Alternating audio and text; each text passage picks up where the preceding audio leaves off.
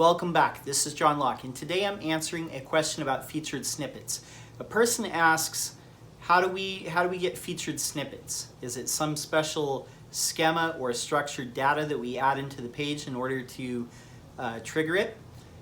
Okay, for those who don't know what a featured snippet is, sometimes when you Google something, at the top of the page you'll see a box with larger text. It'll be a short excerpt, might be a couple sentences or a short bit of information, but it's not a regular search result. It's not one of the regular 10 blue links.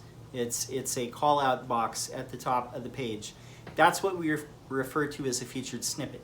So there's a couple of primary steps that you can do to get a featured snippet. For one, you're going to have to get on page one for the search phrase or the keyword phrase that's triggering a featured snippet. Now I think it's about 30% of all keyword queries, all search queries will trigger a featured snippet, but you have to get on page one. So that's the first thing. Now this person was asking, is there a special schema markup or structured data? That is markup that basically gives extra information to search engines about what it is that's happening there. Extra information usually about an article or a organization or a company or something like a, whatever it is, organization usually. But no, special structured data has nothing to do with getting the featured snippet, but you should pay special attention to the markup on your page, the HTML.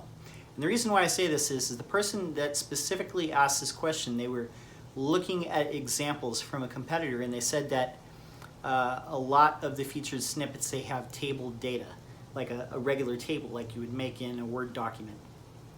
Okay, so that's a clue. Googlebot, or the ranking algorithm I should say, when it goes to make a featured snippet, it needs HTML markup that it can very easily convey into something that it can show in a short amount of space and answer the question concisely of whatever people are typing in there.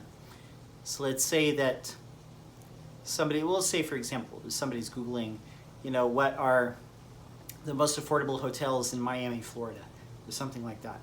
And it might show a featured snippet at the top off of a website like hotels.com or something like that, and it'll be table data of say Best Western, 130 bucks, Holiday Inn, 125 bucks, Extended Stay America, 100 bucks. It might be something like that.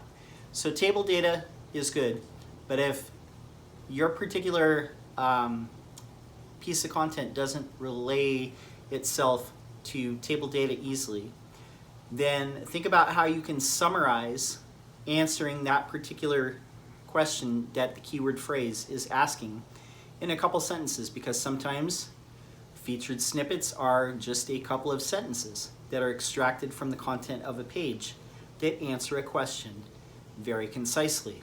Another thing that you can do sometimes is Google will sometimes essentially make fake table data out of a page, and it will strip away all the other extraneous information.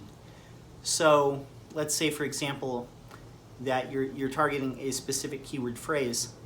You might want to make a ordered list or an unordered list of the key vital information that answers that query, or also use headlines for each of the sections, and then maybe some bullet points at the beginning of each of those sections. So some H2s, some bullet points, and then some other text, which sometimes, rarely, Google will strip away that stuff. It'll take the bullet point stuff, the headlines of each of the things, and create like a fake table.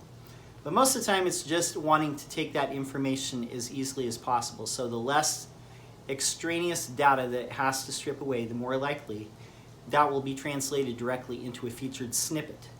But again, you want to get to page one ranking with this beforehand before you get a featured snippet.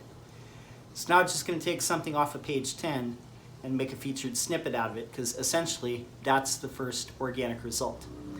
Okay, I hope that this gives you some ideas of how to get a featured snippet. Again, you're going to want to have to rank this high, but again, structure the HTML on your page in such a way that if you were a machine trying to answer this question and strip away all irrelevant data and just answer it very concisely in the space of, a couple lines of information, how would you structure that HTML? That's the best way to go about it. My name is John Locke. My business is Lockdown Design and SEO, and I'm here on a daily basis giving SEO tips. Would love to see us get to 1,000 subscribers, and we're 70% there. Pretty amazing. I'll be back tomorrow with another video, and until next time, peace.